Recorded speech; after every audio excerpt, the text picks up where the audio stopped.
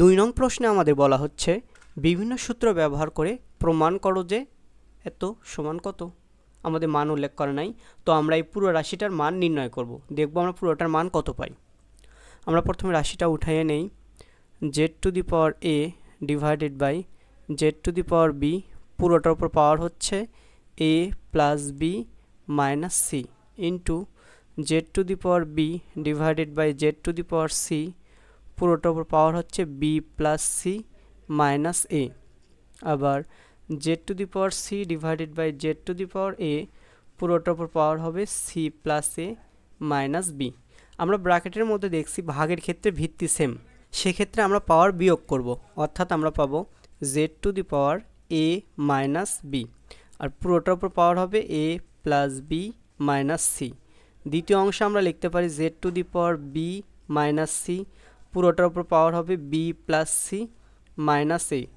তৃতীয় অংশে আমরা পাবো z⁴c - a, আর পুরোটার উপর পাওয়ার হবে c + a - b। আমরা দেখছি এখানে পাওয়ার রয়েছে দুইটা, অর্থাৎ পাওয়ার গুণ হবে। আমি একটু খেয়াল করে দেখি, প্রথম অংশটা আমরা একটু ভাঙে লিখি। a - bর সাথে আমাকে গুণ করতে হবে a + b - c। আমি এই গুণটাকে একটু অন্য রকমে করব, যে কিভাবে a - bর সাথে আমরা a + b কে গুণ দেব, আবার a - bর সাথে আমরা -c কে গুণ দেব, অর্থাৎ a - b এটার সাথে একবার আমরা গুণ দেব a + b কে, এ পুরোটাকে। আবার মাঝখানে মাইনাস আছে, আমি এখানে মাইনাস লিখলাম, a - bর সাথে আমরা গুণ দেব c কে।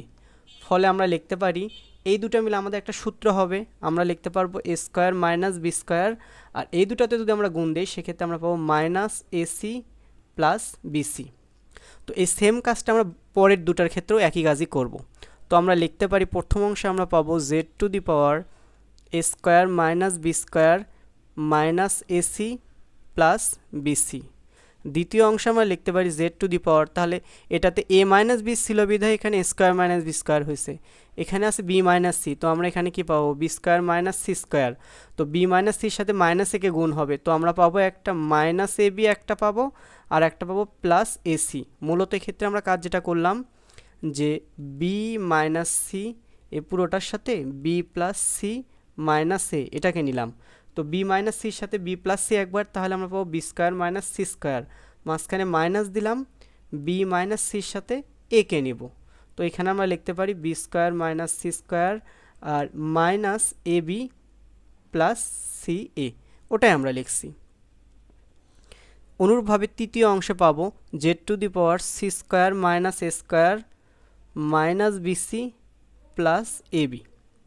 এখন আমরা দেখছি গুণের ক্ষেত্রে ভিত্তি সেম, তো আমাদের পাওয়ারগুলো যোগ হবে, তো সবগুলো পাওয়ার যোগ করি আমরা লিখতে পারি a² - b² - ac + bc + b² - c² -